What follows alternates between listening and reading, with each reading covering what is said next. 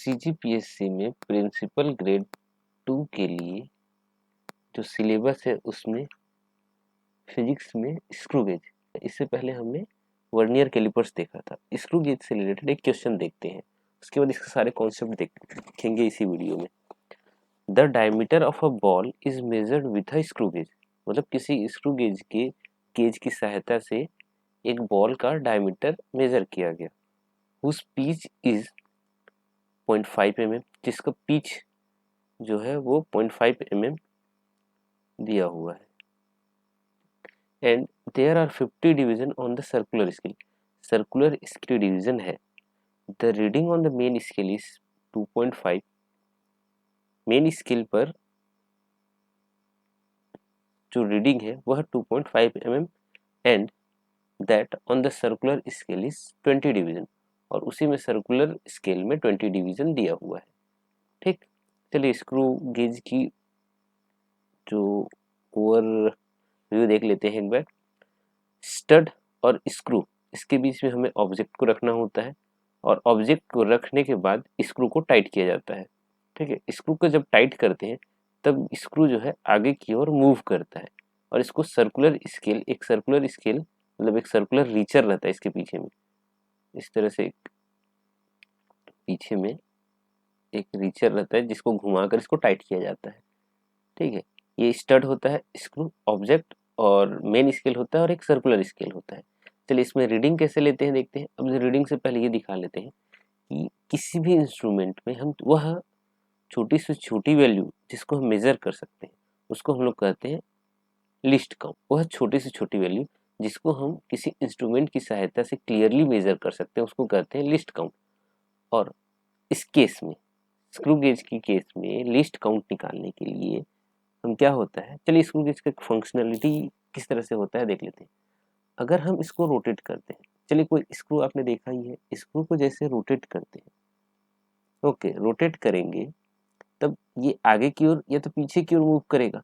जितना मूव करता है तो इस डिस्टेंस को, जो एक स्क्रू का जो थ्रेड रहता है, एक थ्रेड से दूसरे थ्रेड के बीच की दूरी को हम लोग कहा जाता है यहाँ पर पिच। ये जो दिया हुआ है पिच इज 0.5 mm, और ये पिच का जो मूवमेंट होता है इसके एक सर्कल घुमाने में जितना मूव होता है वह एक पिच का डिस्टेंस होता है।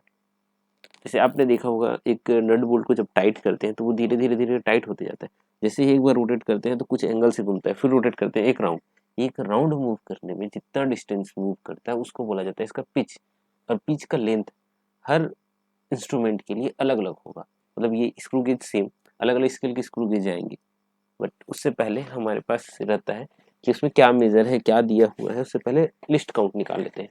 चलिए लिस्ट काउंट निकालने का फॉर्मूला होता है pitch upon number of division in the circular scale, number of division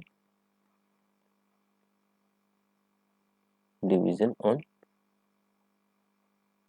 circular scale, circular scale में जो डिवीजन होते हैं उसको हम लिया जाता है। चलिए इसको अब एक तरह से ये समझ सकते हैं कि 100 mm घूमता है जब एक राउंड लगाते हैं। अब इसके बाद एक राउंड को स्केल में हमने 50 डिवीजन में बांट दिया। इसका मतलब जब हम एक सर्कल कंप्लीट करेंगे तब 50 डिवीजन मूव करेंगे, तब एक डिवीजन कितने का होगा, एक डिवीजन तो डिवाइडेड बाई 50 मतलब 2 mm, मतलब ये जैसे 25 है, 25 के बाद 25 का 26 आएगा।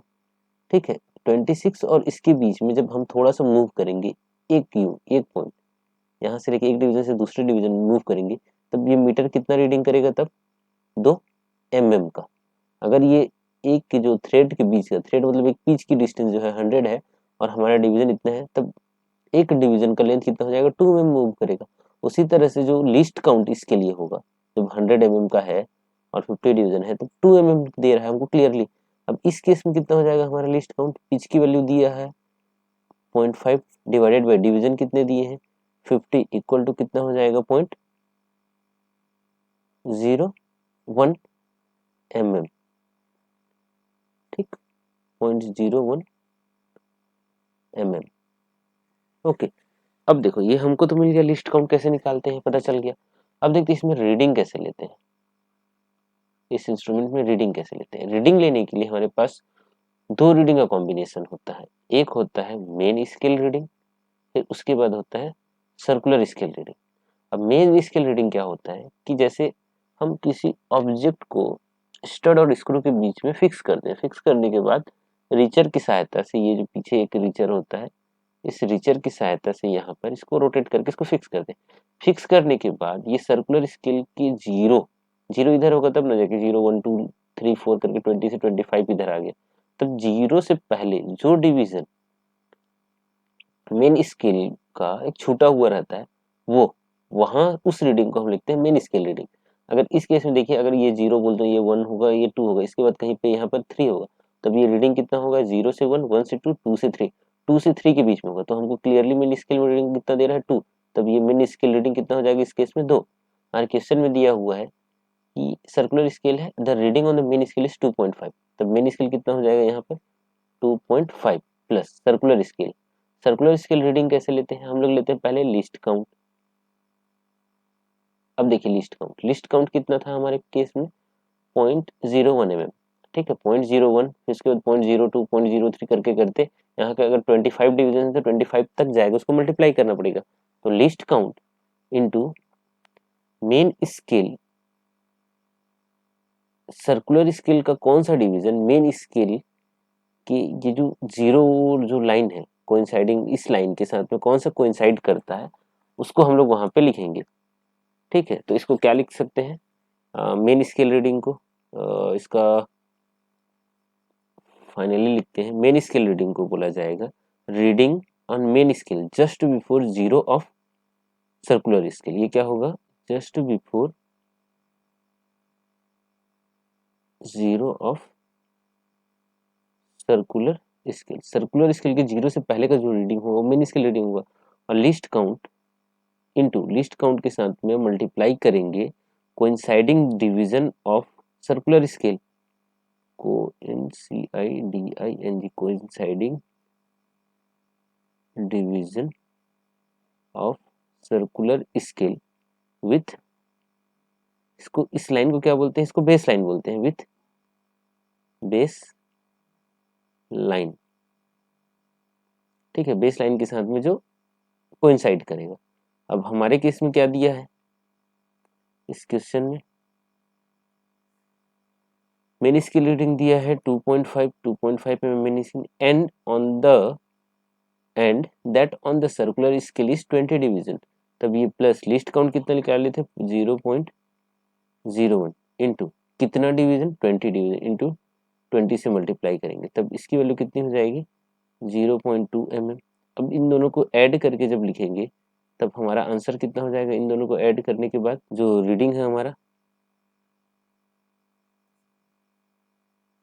2.5 प्लस 0.2 इक्वल टू 2.7 mm।